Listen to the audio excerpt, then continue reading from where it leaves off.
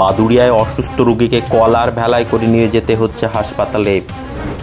গ্রামে জল জমে এতটাই দুরবস্থা, কোথাও হাঁটু পর্যন্ত আবার কোথাও কোমর পর্যন্ত জমে রয়েছে জল। চাষের জমি, বাড়িঘর, রাস্তা সব জলের তলায়। জনজীবন এক প্রকার স্তব্ধ। উত্তর 24 পরগনা জেলার বসিরহাট মহকুমার বাদুড়িয়া ব্লকের চাত্রা পঞ্চায়েতের মির্জাপুর, পাবিয়া, কোটালবেড়িয়া, রসুই, পোতাপাড়া সহ বেশ কয়েকটি গ্রামের ঘটনা। লাগাতার কয়েকদিনের বৃষ্টিতে প্রতি বছরের মতন এই বছরও বাদুড়িয়া চাত্রা পঞ্চায়েতের বেশ কয়েকটি গ্রামে জমে রয়েছে জল। জল জমেছে চাষের জমিতে, রাস্তাঘাট, এমনকি বাড়িঘরে পর্যন্ত জল জমে রয়েছে।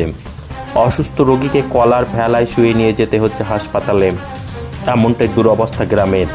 আবার চাষের জমিতে ফসল নষ্ট। অন্যদিকে গ্রামের বাড়িঘর সব এক প্রকার জলের তলায়। বাড়ি থেকে বেরোনো দুষ্কর হয়ে পড়েছে মানুষের। বাচ্চারা স্কুলে যেতে পারছে না। বাচ্চাদের কাঁধে করে নিয়ে যেতে হচ্ছে স্কুলে বা অন্যত্র। খুব প্রয়োজন ছাড়া কেউ বাইরেই বেরোতে পারছেন না। কাজকর্ম এক প্রকার বন্ধ হতে বসেছে। চাষবাস সব শেষ। সাপ পোকামাকড় উঠে যাচ্ছে ঘরে। এই অবস্থায় কি করবে গ্রামের মানুষ, তারা বুঝে উঠতে পারছেন না। এলাকার মানুষের দাবি, তারা বহুবার স্থানীয় পঞ্চায়েত এবং বিধায়ককে জানিয়েছেন, কিন্তু কোনো কাজ হয়নি। তাদের দাবি অবিলম্বে এই সমস্যার থেকে সমাধান করুক প্রশাসন। যদিও চাত্রা পঞ্চায়েতের প্রধান আসলাম উদ্দিন বলেন, ইসামতি, যমুনা, পদ্মা খালে পলি পড়ে জল ধারণের ক্ষমতা কমে যাওয়ায় এই সমস্যা। ইসামতি নদী সংস্কারের কাজ শুরু হয়েছে, এরপরই পদ্মা এবং যমুনা সংস্কার হবে। এইগুলো সংস্কার হয়ে গেলে এই সমস্যা থেকে রেহাই পাবে এলাকার মানুষ। পরিস্থিতি কি কারণে?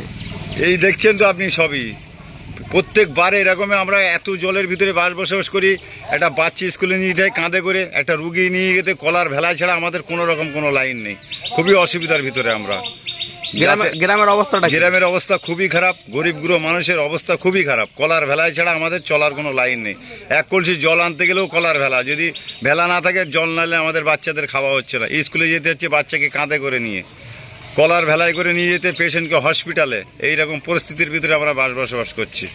তাই মাননীয় মুখ্যমন্ত্রীর কাছে আমাদের আবেদন, উনি যেন বিষয়টা ইমিডিয়েটলি দেখে। আমাদের বাচ্চাদের খুবই অসুবিধা, আমাদের অসুবিধা। গ্রাম একদম পুরো জলের তলায় আমাদের। এরকম পরিস্থিতির ভিতরে আমরা বসবাস করছি। আপনারা কি চাইছেন? আমরা চাইছি যাতে আমাদের একটু সুবিধা হয়। আপনার নাম কি? আমার নাম রবিউল মিস্ত্রি। কোথায় যাচ্ছেন, কি হয়েছে বলুন তো? এই রাস্তায় খুব জল উঠেছে। এই রুগীটা ভীষণ কষ্ট পাচ্ছে, শ্বাসকষ্ট হচ্ছে। এই রুগীটা এখন নিয়ে যাওয়া হচ্ছে কলকাতার হসপিটালে।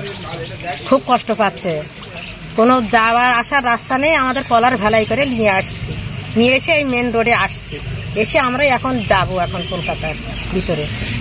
আচ্ছা, তাই আপনাদের গ্রামের অবস্থা কি? গ্রামের অবস্থা খুবই খারাপ। জল উঠেছে, ঘর বাড়ি সব ছেড়ে ছুড়ে দিয়েছি, কলার ভেলাই করে নিয়ে আসছি। খুব অবস্থা খারাপ। বাচ্চা কাচ্চা কেউ থাকতে পারছে না ঘরের ভিতরে, ঘর বাড়ি সব ছেড়েই দিয়েছি।